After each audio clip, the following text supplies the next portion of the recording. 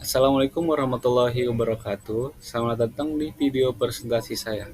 Perkenalkan, nama saya Muhammad Fadil Rozin, mahasiswa Fakultas Ilmu Komputer Universitas Mercu Buana, program studi Sistem Informasi. Pada kesempatan kali ini, saya akan mempresentasikan makalah saya yang berjudul Bahasa Indonesia sebagai Penghala Ilmu Pengetahuan. Latar belakang.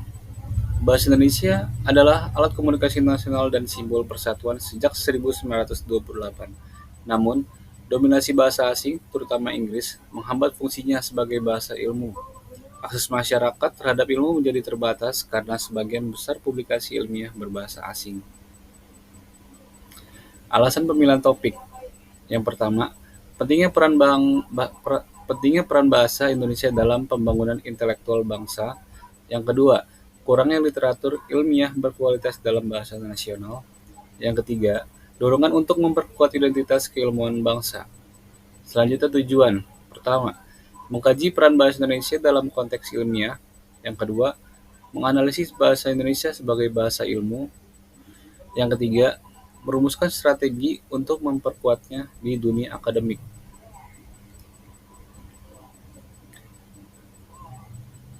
Peran bahasa Indonesia dalam transfer ilmu pengetahuan. Bahasa Indonesia berfungsi sebagai jembatan antara ilmu pengetahuan dan masyarakat. Jika ilmu hanya tersedia dalam bahasa asing, maka hanya segelintir orang yang bisa mengaksesnya, menyebabkan kesenjangan informasi.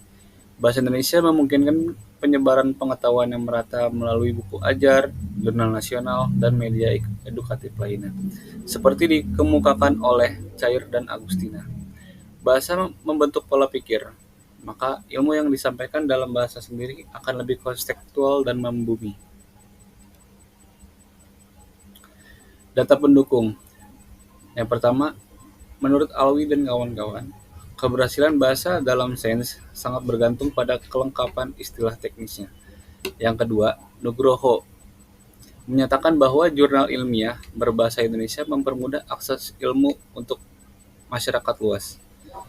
Lestari menunjukkan bahwa regulasi pemerintah memiliki peran besar dalam memperkuat posisi bahasa Indonesia dalam riset akademik. Argumentasi dan analisis. Jika kondisi ini dibiarkan, maka yang pertama, ketergantungan terhadap bahasa asing akan semakin tinggi, membahayakan identitas keilmuan nasional. Yang kedua, pengetahuan tidak tersampaikan secara merata ke masyarakat bawah, khususnya guru dan pelajar di daerah. Bahasa Indonesia akan semakin dan ketiga, bahasa Indonesia akan semakin terpinggirkan dari dunia akademik formal. Sebaliknya, dengan mengembangkan bahasa Indonesia secara sistematis melalui glosarium ilmiah, insentif publikasi, pelatihan akademik, dan dukungan kebijakan, maka yang pertama, kita bisa membangun sistem ilmu pengetahuan yang berakar pada budaya sendiri, yang tidak hanya berdaya saing tetapi juga berdaulat. Yang kedua, bahasa Indonesia akan menjadi bagian dari narasi global ilmu pengetahuan, bukan sekedar pelengkap budaya lokal. Kesimpulan. Yang pertama, bahasa Indonesia memiliki potensi besar sebagai bahasa ilmu. Yang kedua, penggunaannya perlu diperluas dalam karya ilmiah, pendidikan, dan publikasi. Yang ketiga, dukungan pemerintah, akademis, dan masyarakat sangat penting. Yang keempat, dengan strategi yang tepat, bahasa Indonesia dapat berperan aktif dalam pengembangan ilmu pengetahuan dan menjaga identitas bangsa.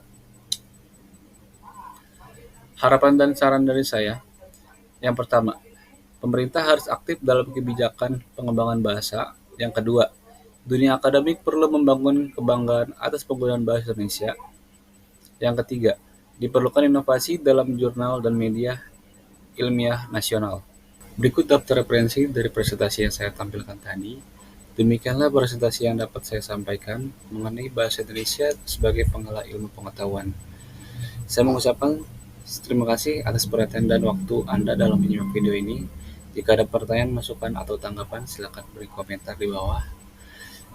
Wassalamualaikum warahmatullahi wabarakatuh.